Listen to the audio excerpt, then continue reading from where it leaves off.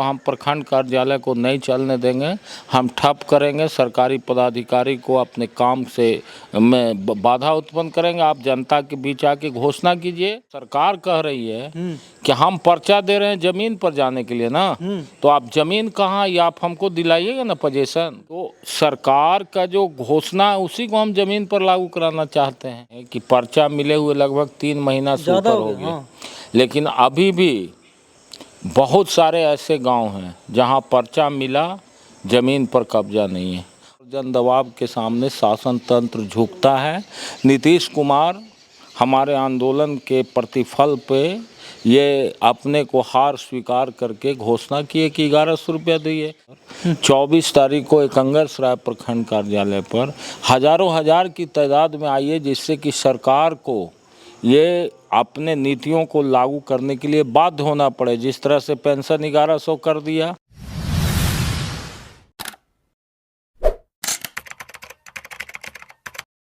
नमस्कार, प्रणाम। मैं अमित चौरसिया और आप देख रहे हैं नालंदा दस्तक। हमारी मौजूदगी है इस्लामपुर विधानसभा क्षेत्र के एक ऐसे गांव में जिस गांव ने इस्लामपुर को 2 विधायक दिया। अभी हम मौजूद हैं इस्लामपुर के विधायक राकेश कुमार रोशन के पैतृक गांव नवाबगंज में, और हमारे बगल में क्षेत्र के विधायक राकेश कुमार रोशन जी बैठे हुए हैं। ये 24 और 26 जून को दोनों जो प्रखंड आता है इस्लामपुर विधानसभा क्षेत्र में, दोनों प्रखंड मुख्यालय पे धरना करेंगे। और धरना करने का क्या जो मुख्य मांगे हैं हम इसके ऊपर चर्चा करेंगे। और नीतीश कुमार दोपहर में मतलब कि जो भी वृद्धा पेंशन होता है, जो विधवा पेंशन होता है, जो विकलांग पेंशन होता है, उसमें वृद्धि करके पहले 400 रुपया मिलता था, उसको अभी 1100 रुपया कर दिया है। तो चुनाव में इसका क्या इफेक्ट पड़ेगा इस्लामपुर और पूरे बिहार पे, इसके ऊपर चर्चा करेंगे। विधायक जी, सबसे पहले स्वागत है मेरे चैनल पे। धन्यवाद। 2 प्रखंडों का आप मतलब कि घेराव करने वाले हैं, एक 24 तारीख को और एक 26 तारीख को। क्या वजह है, क्या ऐसा नौबत आन पड़ी कि आप 2 प्रखंडों का घेराव करने जा रहे हैं? देखिए, हमने आपसे लगभग आज से 2 महीना पूर्व इस्लामपुर पार्टी कार्यालय में बतलाया था कि हम लोग जो सरकार के द्वारा घोषित नीतियां हैं, जो सरकार के घोषित मुद्दे हैं, उन मुद्दों को ज़मीन तक पहुंचाने का काम ये सरकार और सरकारी तंत्र के लोग नहीं कर रहे हैं, जिसके वजह से आम जनता की जो समस्याएं हैं वो समस्याएं लगातार बरकरार है। और सरकारी तंत्र और सरकार के पदाधिकारी बिहार में निरंकुश और भ्रष्टाचार में अकंठ डूबे हुए हैं। इन लोग सिर्फ सरकारी योजनाओं को कागज़ तक सीमित करके लूटपाट मचाने का सिर्फ काम कर रखे हैं। इसलिए हम लोग ने ये फैसला लिया कि जो सरकार के ही नीति हैं, जो जनता के लाभ के लिए घोषणा हुआ, मतलब कि जो सरकार की योजनाएं हैं उसको धरातल पे लागू नहीं किया जा रहा है। नहीं लागू किया जा रहा है। इसके लिए जो जिम्मेवार हैं उनको घेराव करके हम लोग अपनी मांगों को रखने का काम करें और अपने मांग और हक और अधिकार की लड़ाई को पूरे बुलंदी के साथ उठाने का काम करें। इसी के परिणाम स्वरूप हमारे राष्ट्रीय जनता दल के एकंगरसराय प्रखंड कमेटी और इस्लामपुर प्रखंड कमेटी, दोनों कमेटियों ने ये फैसला लिया है कि 24 तारीख को एकंगरसराय में और 26 तारीख को इस्लामपुर में हम प्रखंड का घेराव करेंगे। अब हमारे जो मुद्दे हैं, सबसे पहली बात है, आप सभी लोग जानते हैं कि बिहार के अंदर लगातार अपराध बढ़ रहा है और अपराध एक तरह से निरंकुश हो गया है। सरकार और प्रशासन नाम की चीज़ समाप्त हो गई है। लोगों के मन में सरकार के प्रति इकबाल ही समाप्त हो गया है और जो अपराधी हैं उनको लगता है कि कानून का कोई भय ही नहीं है और पुलिस तंत्र पूरे तौर पर विफल है। इसके पीछे जो सबसे बड़ा कारण है, बिहार में जो भी घटनाएं घटती है उसमें लगभग 70% घटनाएं ज़मीन के विवाद के चलते घटनाएं घटती है। और इसी ज़मीनी विवाद को समाप्त करने के लिए हम लोग जब सत्ता में 1990 में हमारे नेता आदरणीय श्री लालू प्रसाद यादव जी आए थे, तो उन्होंने ही कहा था कि जो गरीब है, जो दलित है, जो पिछड़ा है, जो भूमिहीन है, उसको ज़मीन पर अधिकार मिलना चाहिए। ज़मीन यदि नहीं है तो उसको पर्चा मिलना चाहिए और पर्चा दे कर के ज़मीन उसको दिलवाना चाहिए। इस बात का हम लोग उसी समय से लड़ाई भी लड़ रहे हैं और सरकार ने घोषणा भी किया था। अभी जो बिहार की मौजूदा सरकार है नीतीश कुमार जी का, इन्होंने भी यही नीति को लागू किया और इन्होंने कहा कि हम 5 डिसमिल ज़मीन जो भी भूमिहीन है उसको हम लोग ज़मीन देने का काम करेंगे। इसके लिए यदि ज़रूरत पड़ा तो सरकार क्रय करके भी ज़मीन देगी। खरीद करके दे। हाँ, क्रय का मतलब खरीदना ही हुआ, क्रय करके ही भी ज़मीन देगी। लेकिन जो धरातल पर स्थिति है हम लोग देख रहे हैं, खास करके हमारे विधानसभा क्षेत्र में दर्जनों ऐसा गांव है जहां गरीब मजदूर सैकड़ों वर्ष से बसा हुआ है, लेकिन उसको बासगीत का पर्चा नहीं मिला। और कुछ जगहों पर सरकार ने बासगीत का पर्चा दे दिया तो ज़मीन पर कहीं कोई कब्जा ही नहीं है, ज़मीन है ही नहीं। तो ये जो विरोधाभास है इसको दूर करने की ज़रूरत है। और हमारा ये संघर्ष का सबसे पहला नारा है कि हर भूमिहीन को 5 डिसमिल ज़मीन दो और जो जिसको ज़मीन मिल चुका है उसको ज़मीन पर कब्जा दिलाइए, उसका पर्चा दीजिए। और यदि पर्चा मिल गया ज़मीन पर कब्जा नहीं है तो उसको कब्जा भी ज़मीन पर दिलाइएगा। अच्छा, कुछ दिन पहले प्रखंड मुख्यालय में विधायक जी आप और शायद यहाँ के जो सांसद हैं उनके मौजूदगी में पर्चा वगैरह बटा था, वो भी तो शायद यही योजना के बारे में बता रहे हैं ना। मैं उस दिन भी ये बात कहा था आपको, यदि आप मौजूद होंगे हाँ, तो बिल्कुल हम सुने थे। हमने कहा था कि सरकार आज पर्चा बांट रही है। ये बहुत ही एक सूर्य को दीपक दिखाने के समान है।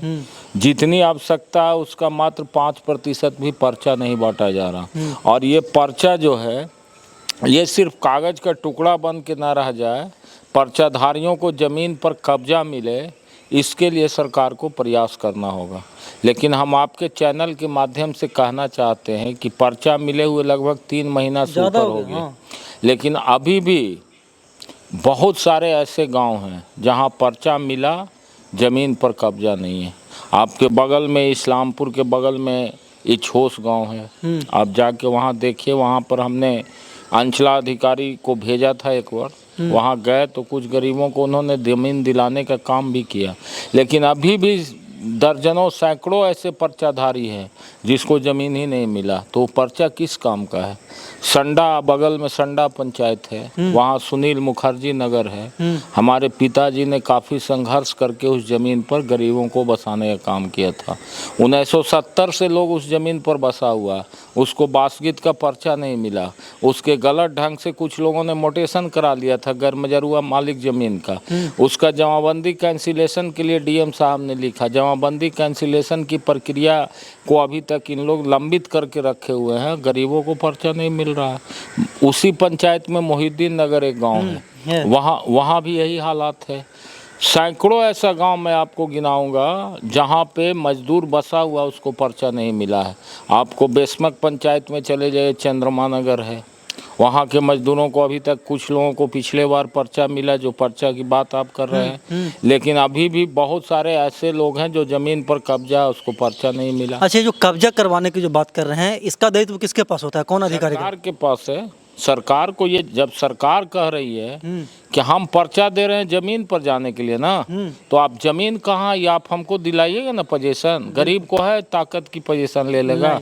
जितना ज़मीन है बड़े बड़े लोगों के कब्जा में है, भू माफिया के कब्जा में है, तो उससे मुक्ति दिलाएगी सरकार ही ना। गरीब तो लड़के नहीं ले सकता। तो हमारा तो यही कहना है भाई कि आप जिसको दिए पर्चा उसको कब्जा दिला दीजिए, और जो ज़मीन पर बसा हुआ है उसको आप पर्चा दे दीजिए। क्योंकि वो ज़मीन पर बसा हुआ है, उसका 50 साल से 60 साल से, तो उसको तो ऐसे भी राइट है, तो उसको आप पर्चा दे दीजिए। तीसरी बात हम लोग ये कह रहे हैं इस आंदोलन के माध्यम से कि अभी तक जो सर्वे हुआ उसमें मात्र 5% लोगों को पर्चा दिया गया है, 95% लोग अभी भी बाकी है।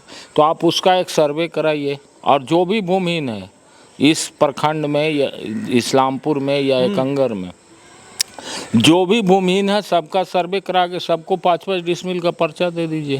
यही हमारी मांग है। और पर्चा दे के उसको कब्जा दिला दीजिए। यदि ये काम कर देती है सरकार तो इससे एक तो कानून व्यवस्था को सुदृढ़ करने में ताकत मिलेगा, दूसरा उन गरीबों को हक मिलेगा जो लंबे दिनों से संघर्ष कर रहा है, उत्पीड़न का शिकार है, जुल्म का शिकार है, उसको उत्पीड़न और जुल्म से मुक्ति मिलेगा। तो ये दो काम एक साथ होगा। इसीलिए हमारी पहली मांग यही है कि 5 डिसमिल जमीन दिया जाए और जिसको मिला है पर्चा उसको कब्जा करवाएं। जी। और दूसरी जो मांग है हमारे घेराव का, वो अभी आप देख रहे हैं सरकार ने घोषणा किया कि हर खेत तक पानी पहुंचाएंगे और कहा कि हर खेत तक पानी पहुंचाने के लिए जो विद्युत कनेक्शन कृषक लेना चाहते हैं उनको हम तार और पोल का सुविधा देके खेत तक उनको हम बिजली देंगे, जिससे कि वो मोटर चला के या जिस तरह से हो अपना पटवन करें। और ये लक्ष्य इसी बरसात से पहले पूरा करना था, जुलाई महीना में पूरा करना है। हमारे विधानसभा क्षेत्र में मात्र 40% इस टारगेट को अचीव किया गया है। 60% अभी भी वैसे किसान हैं जिनके खेत तक तार पोल नहीं पहुंचा। और अब ये कृषि का मौसम आ रहा है, धान का बिचड़ा का रोपनी शुरू हो जाएगा और अभी तक आप तार पोल नहीं दिए तो फिर किसान कैसे सिंचाई करेगा, कैसे वो सिंचाई आपने ये बिजली को कंज्यूम करेगा। आप देखते हैं गांव में बड़े पैमाने पर लोग बांस लगा करके ले गया और उसके चलते कितना बार इलेक्ट्रिक शॉर्ट के चलते कई लोग मरे और मरने के बाद जान माल का भी क्षति हुआ। और सरकार कह रही है कि हम सबको पहुंचाएंगे जुलाई तक, तो हम कह रहे हैं भाई कि आप ज़मीन पर उतार दो उसको। हम तो कोई अलग से बात नहीं कर रहे हैं, हम क्या पहुंचा दीजिए आप। अब हम उसका लिस्ट भी बताएंगे कि कहाँ कहाँ पहुंचा, कहाँ नहीं पहुंचा है। और इससे भी बड़ी बात क्या हो रही है, जो एजेंसी काम कर रही है नालंदा जिला में, एक ही एजेंसी पूरे नालंदा जिला में काम कर रही है। इसका जितना पेटी कंट्रैक्टर है, इसका जितना मुंशी है, जितना इसका जो मतलब लगवा भगवा जो कहिएगा, जो करता है, हाँ, सब किसान से 2000-5000 रुपया लेता है पोल लगवाने के लिए। जो देता है उसका करता है और जो नहीं देता उसका छोड़ के चला जाता है। ये शिकायत आप गांव में घूम लीजिए, आम लोग को मिलेगा। आप भी किसान हैं, आप पूरे गांव में आम लोग को मिलेगा। तो सरकार कहती है कि हम भ्रष्टाचार पर काबू पाएंगे, हम किसान को बिजली देंगे। तो भाई आप ही की बात हम कर रहे हैं ना, आप इसको ज़मीन पे लागू करो। अच्छा, मतलब यही सब जो मुद्दा है उसको लेकर के प्रखंड का घेराव करना है। एक और मेरा बहुत बड़ा मुद्दा ये है, अभी पेयजल का समस्या है। पेयजल मुख्य रूप से अब पीएचडी कंट्रोल कर रहा, पहले पीआरडी डिपार्टमेंट को भी था, अब हैंड ओवर हो गया पूरा पीएचडी को। तो जो पीएचडी को हैंड ओवर हुआ तो पीएचडी का जिम्मेवारी है हर घर तक नल उपलब्ध कराना, हर घर तक जल उपलब्ध कराना। क्या हालत है आप देखिए जा करके, एक वार्ड में एक मोटर कहीं लगा हुआ है। तो वो जो वार्ड में मोटर लगा वहाँ 500 यदि आबादी है उस वार्ड का, 200 घर में पानी पहुँचता है, 300 घर में पानी नहीं पहुँचा। दूसरा जो भी ये लगाया पाइप लगाया फटा हुआ है, वो पाइप सबको 3 इंच नीचे 3 फीट नीचे ज़मीन में उसको गाड़ना था। सब ऊपर से गाड़ के छोड़ के भाग गया ठेकेदार लोग। और सब जब भाग गया उसका नतीजा हुआ कि सब पाइप फट गया, पाइप का लीकेज। दूसरा जो कुछ बड़े लोग हैं बिजली विभाग को मेल मिला के, लोकल लोगों को मेल मिला के मोटर लगा दिया। तो जिसके चलते आम लोगों को पानी नहीं मिल रहा। ड्रिंकिंग वाटर का एक बहुत बड़ा समस्या है। हम लोग विधानसभा में ये कहा था कि भाई आप पेयजल के लिए नल जल तो करवा रहे हैं, ठीक है, लेकिन जहाँ नल जल नहीं पहुँचा कम से कम वहाँ चापाकल भी दे दीजिए, जिससे कि वो लोग पानी पी सके। सरकार ने कहा कि हम चापाकल नहीं देंगे, हम नल जल को ही ठीक कराएंगे, नल जल सब जगह लगाएंगे। लेकिन ठीक हुआ हमारे विधानसभा क्षेत्र में, मैं आपको उस दिन सूची दूंगा, सूची फिर दूंगा। खराब चापाकल का उस दिन दिए थे आपको लिस्ट, हम देंगे कि कम से कम 100 जगह ऐसा है जहां बोरिंग होना चाहिए, बोरिंग नहीं है उसका बोरिंग होना चाहिए। और घर में पानी पहुंचाने के लिए जहाँ जहाँ नल फटा हुआ है पाइप उसको सुधार करना चाहिए। और एक और समस्या इसमें क्या है, हर जगह आप नल जल जहाँ जहाँ लगा दिए, ऑपरेटर पहले बाड़े वाला करता था, वही करता था, कर लेता था। सचिव है शायद। अब बाढ़ हर को कहा कि पीएचडी की करिए, हम उसका मंथली आपको पेमेंट करें। देंगे, हाँ। किसी को पेमेंट देता नहीं है ये लोग। जो गांव का आदमी है बेचारा अपने गरज बस में अपने खुद चलाता है, और फिर पानी जब ओवरफ्लो होते रहा कोई देखता भी नहीं है, पानी बर्बाद होता है, चलता नहीं है। टंकी नहीं है हर गांव में, जहां बोरिंग हुआ टंकी का व्यवस्था नहीं है। टंकी रहेगा तो 2 घंटा पानी ऐसे भी चल सकता है, वो भी व्यवस्था नहीं है। तो सरकार का जो घोषणा है उसी को हम ज़मीन पर लागू कराना चाहते हैं। इसीलिए हम इसी के लेकर के हम लोगों का ये संघर्ष और घेराव है। आम जनता से जो छूता हुआ प्रश्न है उसको सरकार समाधान करे, और यदि समाधान नहीं करेगा तो हम प्रखंड कार्यालय को नहीं चलने देंगे, हम ठप करेंगे। सरकारी पदाधिकारी को अपने काम से में बाधा उत्पन्न करेंगे। आप जनता के बीच आके घोषणा कीजिए जन अदालत में कि आप इन कामों को कब तक कराइएगा, कब तक अंजाम दीजिएगा, किस तरह से कराइएगा, जनता को संतुष्ट कीजिए। हम एक माध्यम हैं, हम सरकार और जनता के बीच का एक माध्यम है। हम जनता की आवाज़ को रेज करना चाहते हैं सरकार के सामने। कल दोपहर में विधायक जी मुख्यमंत्री जो हैं, बिहार के मुखिया हैं, वो एक घोषणा करते हैं कि जितने भी विकलांग हैं, जितने भी बुजुर्ग जन हैं, जितने भी विधवा लोग हैं, उनको पेंशन को बढ़ा करके हम लोग 400 रुपया से 1100 रुपया कर रहे हैं, और उनके जो पार्टी के लोग हैं सरकार का बहुत वाहवाही कर रहे हैं। तो इसको कैसे देखते हैं आप?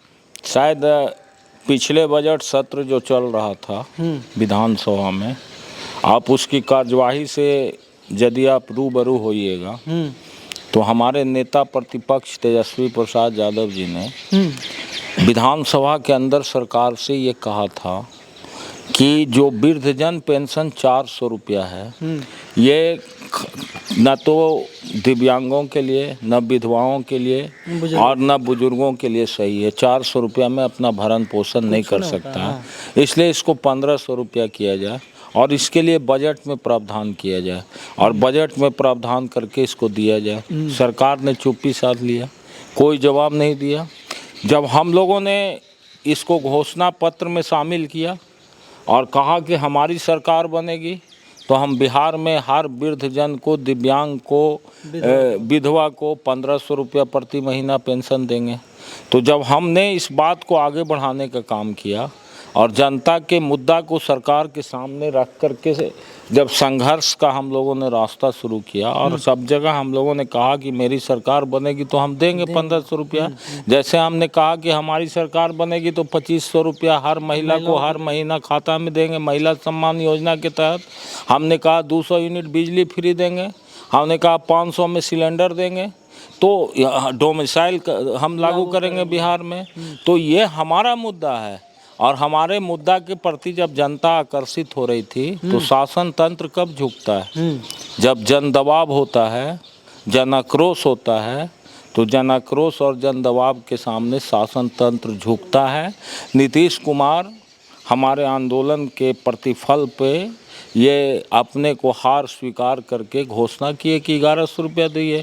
1100 रुपया भी सफिशिएंट नहीं, हम लोग का तो 1500 रुपया का डिमांड है। तो 1500 कीजिएगा सरकार बनने के बाद? निश्चित रूप से हमने तो सब जगह हम लोग प्रचारित कर रहे हैं इसको, होर्डिंग, बैनर, पोस्टर्स, हैंडबिल सब चीज़ हम लोग बांट रहे हैं कि 1500 रुपया देंगे।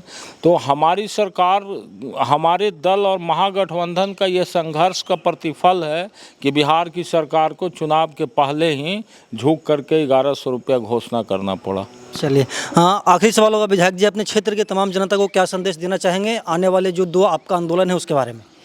मैं सारे लोगों से यही अनुरोध करूंगा, खास करके गरीब, दलित, अति पिछड़े लोग जो हैं उनको, चूँकि आवास की समस्या उन्हीं के सामने है, उन्हीं के सामने ज़मीन की समस्या है, उन्हीं के सामने पेयजल की भी समस्या है, उन्हीं के सामने बिजली बिल जो बढ़ा के दिया जा रहा है उसकी समस्या है, स्मार्ट मीटर लगाने का समस्या है। तो उनके लिए हम लोग लड़ रहे हैं। इसलिए ये लड़ाई मंजिल तक कब पहुंचेगी, जब जिसके लिए लड़ रहे हैं उसका सहयोग चाहिए। हाँ। इसलिए हम आपके चैनल के माध्यम से इस्लामपुर विधानसभा क्षेत्र के सभी भाइयों से अपील करना चाहते हैं, बहनों से अपील करना चाहते हैं कि आप 26 तारीख को इस्लामपुर प्रखंड कार्यालय पर, 24 तारीख को एकंगरसराय प्रखंड कार्यालय पर हजारों हजार की तादाद में आइए, जिससे कि सरकार को ये अपने नीतियों को लागू करने के लिए बाध्य होना पड़े। जिस तरह से पेंशन 1100 कर दिया,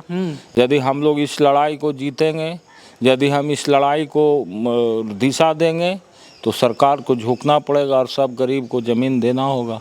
नहीं देगा तो हम लोग मुखालफत करते रहेंगे, सरकारी तंत्र का विरोध करते रहेंगे और सरकार का जो घोषणा उसको ज़मीन पर जब तक लागू नहीं होगा तब तक उसकी लड़ाई लड़ेंगे। चलिए, हमारे बगल में क्षेत्र के विधायक राकेश कुमार रोशन हैं, जो कि बता रहे हैं कि हम आने वाले 24 और 26 तारीख को प्रखंड मुख्यालय का घेराव करेंगे और ये अपील कर रहे हैं कि जितने भी लोग हैं जो मतलब कि इस समस्या से जूझ रहे हैं वो भी हमारे साथ आइए, ताकि जो आंदोलन है वो सफल हो सके। बाकी राकेश कुमार रोशन के बारे में क्या कहना चाहते हैं कमेंट बॉक्स में बताइएगा। धन्यवाद।